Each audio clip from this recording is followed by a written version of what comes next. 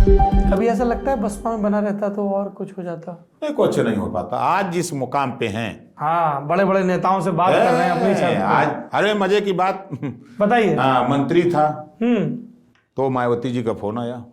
हम्म। अब बताइए, अगर हम उनकी पार्टी में होते तो फोन आता? क्या बोली फोन पे? पूरा सभा का चुनाव जब था हाँ। तो फोन आया, क्या राजभर, क्या हाल चाल है? हमके ठीक है बहन जी, बताएं। कहें कि कहाँ हो? हम के हैं तो हैं आवास पे अपने। क्या मुलाकात हो सकती है? हमको हो जाएगी। कहीं आ जाओ। चला गया, मिले तो उन्होंने अपना ऑफर रखा। क्या ऑफर था? कि हमको एक कोर्ट की ज़रूरत है। हमने कहा बहन जी, दुर्भाग्य है कि मैं बीजेपी के साथ हूँ। मेरे पास 4 वोट है, चारों बीजेपी को उड़ जाएगा। पर इल्जाम लगा एक क्रॉस वोटिंग का। वो देखिए, लगे अलग बात है, तो बात की बात है, लगा होगा। लेकिन स्थिति की हमारा प्रयास, हम जहाँ रहते हैं, हमारे ऊपर आरोप नहीं लगा। हमारे ऊपर आरोप नहीं लगा। हम तो कोशिश किए कि चारों वोट वहाँ पोल लो। अब क्रॉस वोट किया तो उसकी सजा तो वो पाएगा। आखिरी बार अमित शाह की तरफ से आपको संदेश कब आया? डेली आ रहा है, हर चौथे, पांचवें, छठवें संदेश आ रहा है।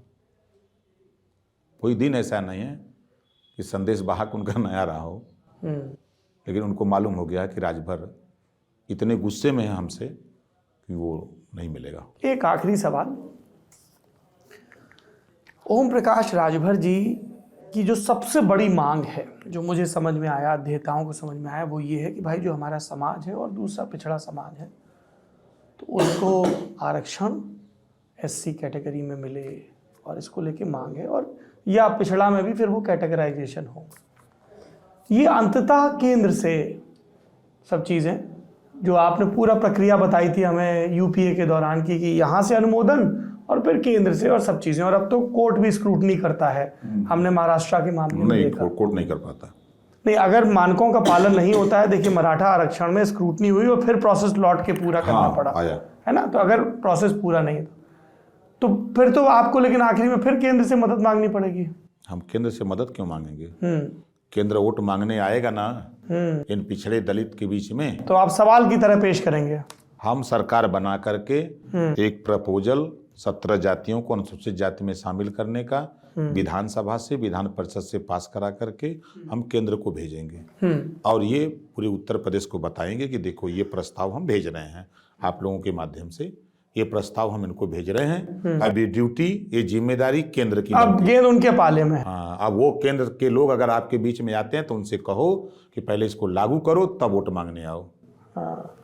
एक तो ये प्रस्ताव बना के उनके पास भेजेंगे। अच्छा। दूसरा, जो हम लोगों के पास पावर है, हम लोग जो कैटेगरी बनी है जातिवार जनगणना, अभी सबसे बड़ा अड़ंगा जो है वो जातिवार जनगणना, कास्ट सेंसस नहीं हो रही है। हाँ, तो अभी जैसे कि कोई भी जाति मानने को तैयार नहीं कि हमारा इतना परसेंटेज, सबका, सब लोग कहते हैं, सब अपना परसेंटेज बढ़ा के बताते हैं। सही बताते हैं। हाँ। जो राजनीति में सक्रिय लोग हैं, जो जातियां, वो जैसे अर्कबंसी का, बंजारा का, बहेलिया का, आरक का, खंघार का, प्रजापति का, पाल का, बिंद का, निषाद का, केवट का, मल्लाह का, नाई का, गुण का, लोहार का, पासवान का, धोबी का, धरिकार का, जुल्हा का, धुनिया का, अंसारी का, साई का, दर्जी का, फकीर का, इन सबके वोट को चालाक जातियां जो राजनीति में आ गई हैं, इस सबका अपना वोट जोड़ लेते हैं। इनकी गिनती नहीं है। अब जैसे अगर प्रदेश के परिदृश्य पर आप देखें तो ब्राह्मण की गिनती है, राजपूत की गिनती है,